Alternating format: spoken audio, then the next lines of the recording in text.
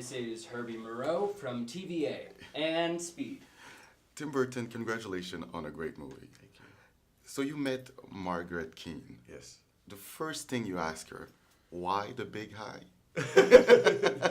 No, because I mean I grew up with these images, so they were very present, and it was in that era where it was quite a cultural phenomenon. I mean, everybody had them in their houses and offices, and even as a child, I thought it was a strange thing. So I was fascinated by them because, why do these grown people have images of children hanging in their, So it was a weird phenomenon, and as a pop culture enthusiast, I'm interested in those kind of things, and so But it wasn't until many years when I learned the story that, because I, like everyone else, thought Walter had painted these. And so I found that story fascinating. And the sort of themes of what's art or what's not or what's good and bad, themes that I can identify with.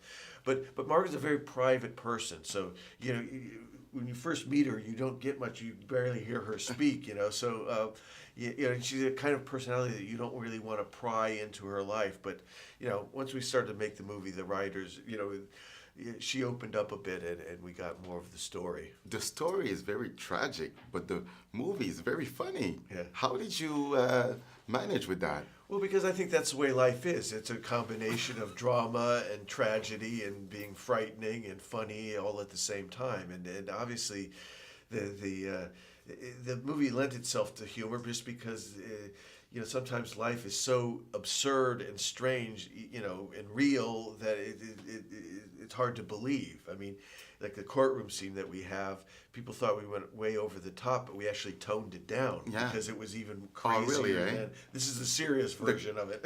Oh, really? Yeah. And Christoph Waltz. Yeah. Well, he's a person who can just put all those elements of somebody who Walter had, those elements of being charming and a great marketing and salesman and a fun person, and at the same time a dark person and a manipulator but he didn't fit into any category, and that's what Christoph was great at doing, is just putting all of the elements into making it a real person. Amazing Amy. She, again, amazed me every day because Margaret, again, is so shy and so private.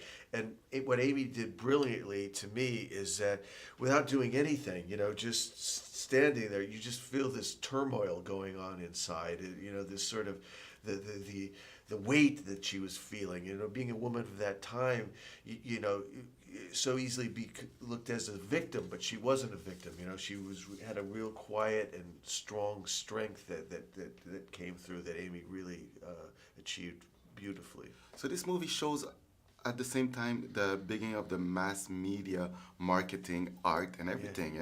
Yeah. I mean, that's so. Whatever people think of Walter, he definitely had, was kind of a pioneer of bringing sort of art accessible to regular people, which wasn't really heard of at that time. So he was no artist, but he was a good businessman. Yeah, no, and I think he opening his own gallery. I mean, you walk into any museum now, you go to the gift shop and you buy a poster, and a certain the establishment might scoff at that, like it diminishes the art world, but at the same time you could look at it positively and say, like, well, listen, people who can't afford art, it's a way to connect people to art. So I always think that what he did was quite amazing and positive. Congratulations on a beautiful movie. You're truly a great artist. Thank you. It's nice to talk to you. Thank you. Yeah. Thank you. You wanna Yes, yeah. of course.